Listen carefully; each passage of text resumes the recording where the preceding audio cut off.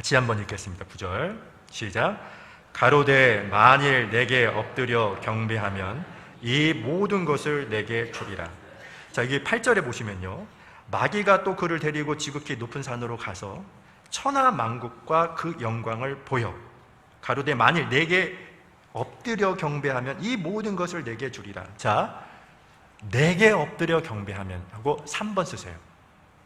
천하 만국과 영광을 다 보여주면서 예수님한테 이렇게 유혹을 하죠. 야, 나에게 경배해. 경배라는 말은 어떤 뜻이냐면 섬기라는 거예요. 마귀는요, 세 번째 어떻게 유혹하는 줄 아세요? 하나님이 아닌 다른 걸 섬기게 합니다.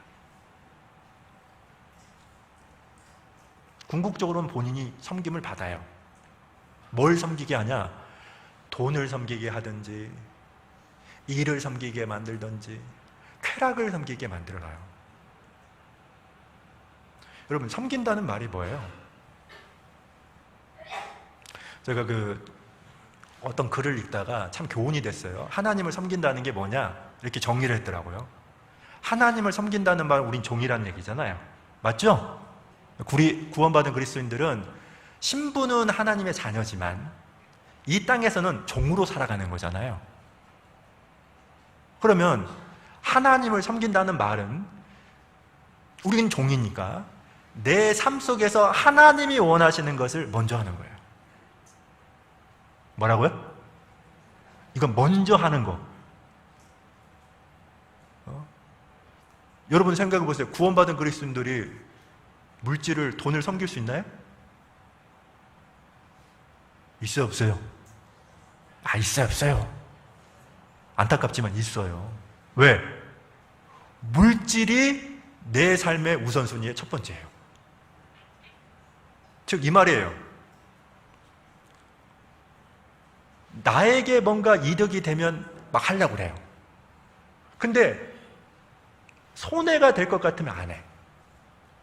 내 마음에서 내가 기쁘고 슬프고의 원인이 뭐냐? 알고 보면 물질이에요.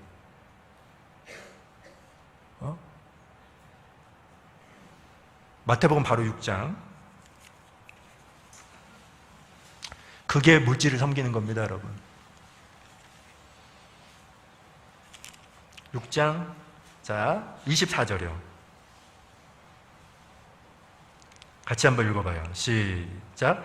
한 사람이 두 주인을 섬기지 못할 것이니 혹 이를 미워하며 저를 사랑하거나 혹 이를 중히 여기며 저를 경히 여김이라. 너희가 하나님과 재물을 겸하여 섬기지 못하느니라. 여기 보세요. 미워, 사랑 한번 동그라미 쳐보세요. 중히, 경히 동그라미 한번 쳐보세요. 보세요. 내 삶 속에서 돈이, 물질이 먼저잖아요. 그러면 여기 나와 있는 건 돈을 사랑하는 거예요. 그러면 하나님은 미워한다는 얘기예요.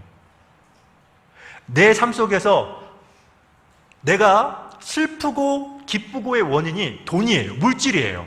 그러면 뭐냐? 물질을 중히 여긴다는 거예요. 하나님을 경히 여긴다는 얘기예요. 지금 그 뜻이에요. 예전에 이런 일이 있었답니다.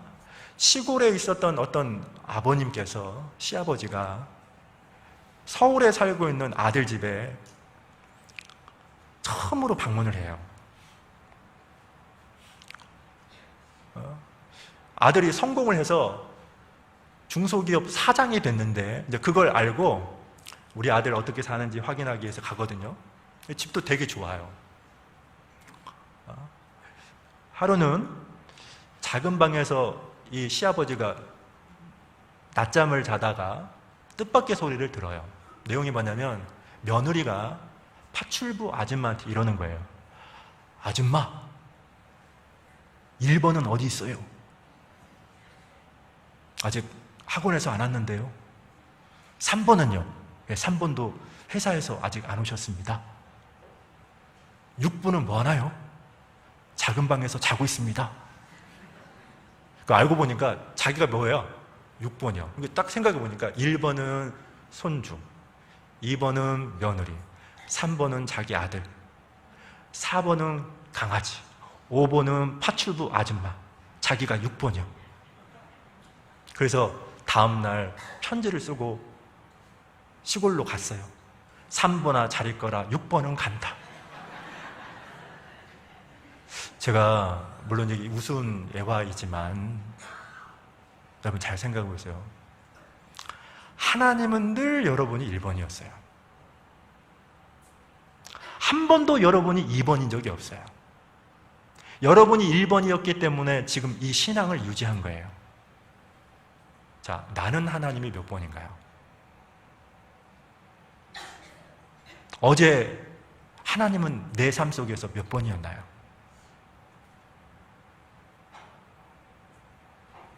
대답 좀 해보세요. 자, 여기 마태복음 지금 4장은 잡아놓고요. 여기 2장, 사무엘상 2장을 보겠습니다.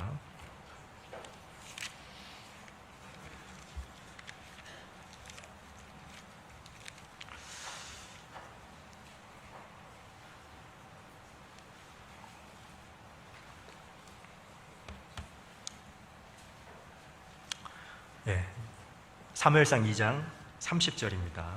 제가 읽겠습니다. 사무엘상 2장 30절. 그러므로 이스라엘의 하나님 나 여호와가 말하노라. 내가 전에 내 집과 내 조상의 집이 내 앞에 영영히 행하리라 하였으나 이제 나 여호와가 말하노니 결단코 그렇게 아니하리라. 같이 읽겠습니다. 나를 존중히 여기는 자를 내가 존중히 여기고 나를 멸시하는 자를 내가 경멸히 여기리라. 그 옆에다가 이렇게 쓰시겠습니까? 엘리 제사장이 버림받은 이유, 어린 사무엘이 쓰임받은 이유. 여러분, 신앙생활 정말 간단하죠? 지금 본문에 나와 있는 것처럼 나를 존중히 여기는 자를 내가 존중히 여겨요. 우리가 이 존중이라는 말이 히브리 말로 카보드라고 합니다. 우리가 영광을 돌린다, 하나님께 영광 돌린다, 이 영광이라는 말이 카보드입니다. 그러니까 하나님을 존중히 여기잖아요. 그럼 하나님이 나를 존중히 여겨요. 우리가 하나님을 본문에 나와 있는 것처럼 멸시하잖아요. 이 여기서 왜 멸시라는 말이 엘리 제사장에게 한 말입니까? 자식들을 하나님보다 더 중히 여겼어요. 우리가 마태복음 10장에 보면 이런 말씀이 나오죠. 처음에도 이 말씀이 사실 이해가 안 됐어요. 그게 뭐냐면 아비나 어미를 나보다 더 사랑하는 자는 내게 합당치 아니하고 아들이나 딸을 나보다 더 사랑하는 자는 내게 합당치 아니하고, 그 말씀이 있거든요. 이게 말이 돼? 구원받은 지 얼마 안 됐을 때 이해가 좀 안 갔어요. 근데 나중에 알았어요. 부모님보다 하나님을 더 사랑하잖아요. 그러면 부모님을 어떻게 공경해야 될 줄 알아요. 자식보다 하나님을 더 사랑하잖아요. 그러면 자식을 어떻게 사랑해야 될지, 어떻게 양육해야 될지 그걸 안다고요. 그리고 이 부모님이나 자식은 사실 궁극적으로 하나님이 주신 거잖아요.